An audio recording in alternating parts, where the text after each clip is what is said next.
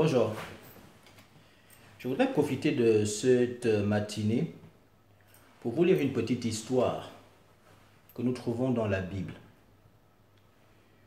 Je ne sais pas si vous croyez en Dieu. Moi, je crois en Dieu. Que vous croyez en Dieu ou que vous ne croyez pas, je voudrais que vous sachiez qu'il y a des principes qui sont immuables. Il y a des principes qui s'appliquent à vous, que vous croyez en Dieu ou que vous ne croyez pas en Dieu. Le monde dans lequel nous vivons est régi par des lois. Il y a par exemple la loi de la pesanteur. La loi de la pesanteur ne tient pas compte du fait que vous croyez en Dieu ou du fait que vous ne croyez pas en Dieu. Que vous croyez ou quoi ou pas, elle s'applique à vous. De la même façon, il y a des lois spirituelles et ces lois s'appliquent à vous. Peu importe les convictions qui sont les vôtres. Mais aujourd'hui, je voudrais vous lire la Bible parce que c'est un livre que j'affectionne particulièrement. Plus d'une fois, je vous ai dit que je lisais la Bible, mais pas que la Bible, parce que je lis bien d'autres livres aussi qui contribuent à m'édifier, à m'aider à faire le travail que je fais, parce que je suis coach en développement personnel.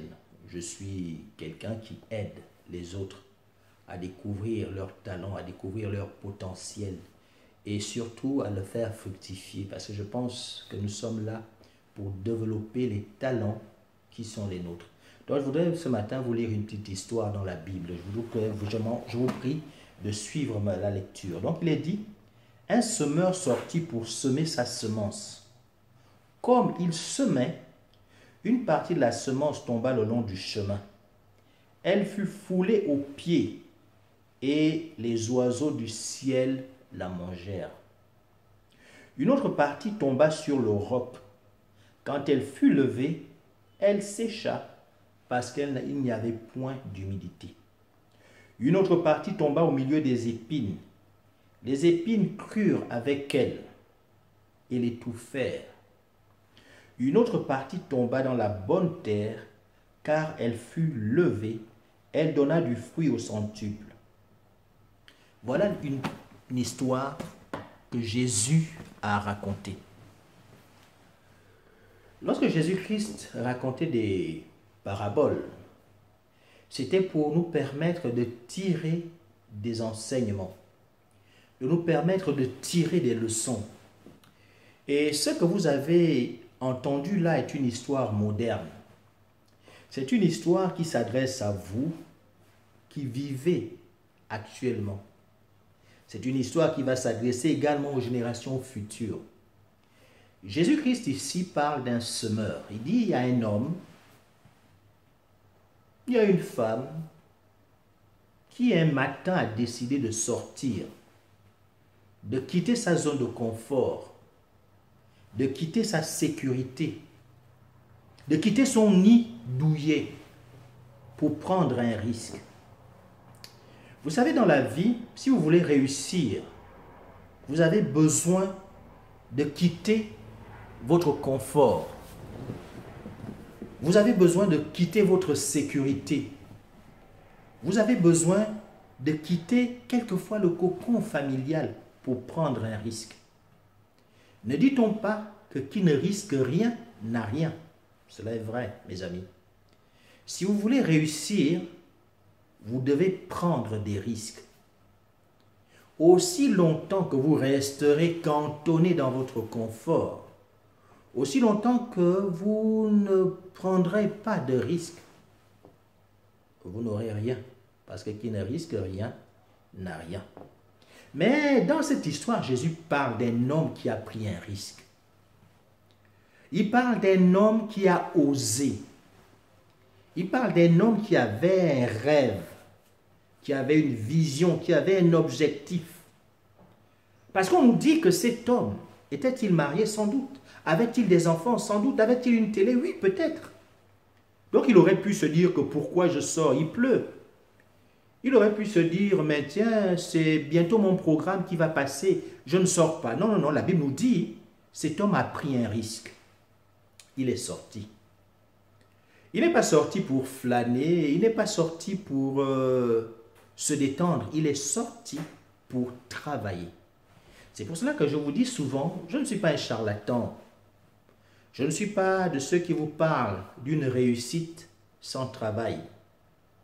Je vous parle dans ma page Facebook, le groupe Rendez-vous au sommet, je parle de réussite. Parce que la réussite fait partie intégrante de la Bible. Permettez-moi d'ouvrir une parenthèse. Lorsque Dieu va faire sortir son peuple d'Égypte, il est frappant de constater que Dieu ne leur dit pas, quand vous allez sortir de l'Égypte, vous allez tenir des réunions de prière, vous allez faire des veillées, je vais vous conduire dans un endroit où vous ferez des veillées de prière, un endroit où vous ferez des concerts, un endroit où vous allez jeûner, un endroit où vous allez me supplier. Non, Dieu dit, je vous sors d'Égypte pour vous amener dans un pays où coule le lait et le miel. Donc moi, quand j'ai lu ça, mes amis, ça m'a touché. Parce que je me suis rendu compte que donc Dieu est pour que je vive bien. Dieu est pour que je prospère. Dieu est pour que je mange à mon aise. Parce qu'il dit, je veux vous conduire dans un pays où coule le lait et le miel. Et j'aime à dire à ces religieux, ces ayatollahs comme je les appelle, qui nous bassinent à longueur de journée en nous parlant de souffrance, en nous parlant de sacrifice, que le grand Dieu des cieux a dit, il délivre son peuple d'Égypte pour le conduire dans un pays où coule le lait et le miel. Jusqu'à preuve de contraire, mes amis, ce n'était pas un lait spirituel. Ce n'était pas un miel spirituel. C'était un lait que les gens pouvaient goûter. C'était un miel que les gens pouvaient manger. Et si la Bible dit que Dieu ne change pas, pourquoi ce qu'il a fait pour son peuple en Égypte ne va-t-il pas le faire pour moi? Je crois à la réussite. Je crois au succès. Et aussi longtemps que je vivrai, je parlerai de succès, je parlerai de réussite, parce que la réussite fait partie intégrante de la Bible. Revenons à notre histoire. Donc voilà un homme qui prend un risque. Je vous ai dit, il aurait pu rester chez lui pour regarder les feux de l'amour, n'est-ce pas? Ou pour regarder des séries brésiliennes. Non, la Bible nous dit que cet homme a pris un risque, il est sorti. Il est sorti pour semer. La Bible nous dit, la première fois qu'il est sorti, il a essuyé un échec. Parce que la semence n'a rien donné. Cet homme est rentré chez lui. Sans doute abattu, sans doute découragé, il est rentré chez lui. Le deuxième jour, il est ressorti. Et cette fois-ci, la Bible dit, la semence au cela n'a rien apporté. Parce que la terre était dure. Parce que la semence n'a pas pu pénétrer le sol. Deuxième échec. Cet homme rentre chez lui. Pas du tout content. Il fait le compte rendu à son épouse qui lui dit, mais chérie, hier tu es sorti, ça n'a pas marché. Aujourd'hui tu es sorti, ça n'a pas marché. Oh, pourquoi? Tu t'embêtes. Reste avec moi, regardons nos séries brésiliennes. Regardons les feux de l'amour. Non, cet homme avait une idée. Cet homme avait un but. Cet homme avait un objectif. Le problème qui est souvent le nôtre, c'est quoi? C'est que nous ne tenons pas suffisamment à nos objectifs. Il suffit qu'on rencontre une difficulté et on abandonne. Il suffit qu'à 2 reprises, on essuie un échec et on veut tourner la page. Mais cet homme, 2 fois, il essuie un échec. Mais la 3e fois, il dit à sa femme, je retourne semer. Il prend un risque. Il quitte sa zone de confort et il va semer. 3e échec, mes amis. Il rentre chez lui, il a essuyé un revers. À 3 reprises, cet homme a échoué. Je ne sais pas ce qu'il en est de vous, mais si je dois compter mes échecs, je pense avoir échoué plus de 3 fois. Oui, et je pense même qu'il m'arrivera encore d'échouer. Mais cela ne va en rien entamer ma détermination. Je suis déterminé à réussir. Je suis déterminé à aller au succès, à aller au sommet. C'est pour cela que mon association s'appelle Rendez-vous au sommet. Parce que c'est le rendez-vous des hommes et des femmes qui veulent réussir. Si vous voulez réussir dans votre vie, si vous voulez réussir dans votre vie de couple, dans votre vie professionnelle, dans n'importe quel domaine qui est lié, qui est attaché à votre vie, retrouvez-moi sur ma page Facebook, Rendez-vous au sommet, c'est le rendez-vous des champions. Donc revenons à notre histoire. Donc voilà donc cet homme, après avoir essuyé un échec à 3 reprises, mes amis, pas une fois, pas 2 fois, mais 3 fois. Beaucoup d'entre vous auraient tourné la page. Beaucoup d'entre vous se seraient dit que peut-être que ce n'est pas ce que Dieu veut que je fasse, parce que c'est trop facile, vous voyez. Lorsqu'on échoue, on dit que ce n'était pas la volonté de Dieu. Et quand ça réussit, on dit que c'était la volonté de Dieu. Mais il n'en est rien. Vous pouvez réussir alors que ce n'était pas la volonté de Dieu. Et vous pouvez échouer alors que c'était la volonté de Dieu. C'est un peu plus complexe que ça, mais là n'est pas le thème que je veux aborder avec vous. Donc, cet homme échoue une 3e fois. Il aurait pu dire, c'est bon, ça n'a pas marché, on va faire autre chose. Non, la Bible dit, cet homme, une 4e fois, il quitte encore sa sécurité, sa zone de confort, son lit douillet, et il va encore semer. Qu'est-ce qui se passe cette 4e fois? Ça marche. Voilà que la semence porte du fruit. Mes amis, je voudrais que vous compreniez quelque chose. Quand vous êtes un homme ou une femme déterminée, quand vous êtes un homme et une femme qui s'accrochent à ses rêves, vous finirez par les voir se réaliser. J'aime beaucoup lire les livres des hommes et des femmes qui réussissent dans la vie. Et quand il m'est donné de les lire, je me rends compte que tous ceux et toutes celles qui ont réussi ont fait preuve de détermination. Il est important que vous sachiez ce que vous voulez réellement dans la vie. Ne soyez pas des papillons, ne soyez pas volages.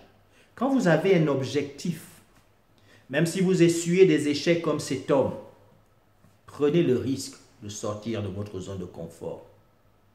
Prenez le risque de sortir de votre nid douillet. Prenez des risques. Parce que le monde dans lequel nous vivons appartient à ceux et celles qui prennent des risques. J'aime bien lire l'histoire de Thomas Edison, qui a essuyé un revers 10 000 fois avant de découvrir l'ampoule qu'aujourd'hui nous tous nous utilisons. Moi je ne sais pas, peut-être qu'après 1000 échecs, j'aurais conclu que sans doute Dieu ne me veut pas dans cette histoire. Non, Edison a fait preuve de persévérance. Edison a fait preuve de détermination. Et je voudrais vous dire ce matin, êtes-vous réellement déterminé? Voulez-vous réellement réussir? Parce que pour réussir, vous devez être persévérant. Martin Luther King disait, si l'on n'a pas trouvé une cause pour laquelle on est prêt à mourir, on ne mérite pas de vivre. Est-ce que vous êtes prêt à mourir pour votre rêve? L'histoire dont Jésus parle nous montre clairement que cet homme était déterminé. Il était prêt à mourir pour que sa semence porte du fruit. Qu'en est-il de vous? Avez-vous un rêve? Avez-vous un idéal? Avez-vous une raison qui vous fait vous lever chaque jour? Ou bien, vous subissez la vie? Moi, j'ai un rêve. Et chaque jour que Dieu fait, chaque jour qui m'est donné de vivre, chaque jour quand je me réveille et que je prends conscience que je ne suis pas mort dans la nuit, je poursuis mon rêve. Parce que je veux un jour me tenir sur le sommet et dire, oui, j'ai vu la terre promise. J'aime ce discours de Martin Luther King. Oui, mais moi je ne voudrais pas me contenter simplement de voir la terre promise et ne pas y entrer. Mais je veux jouir du bonheur. Je veux jouir de la réussite. Je veux jouir du succès. Si vous êtes un homme qui ambitionne le succès, si vous êtes une femme qui ambitionne le succès, rejoignez-moi sur ma page Rendez-vous au sommet, qui est le rendez-vous des hommes et des femmes qui veulent réussir. Je vous souhaite de passer un bon week-end et retrouvez-moi sur ma page Rendez-vous au sommet. Je vous aime et à la prochaine.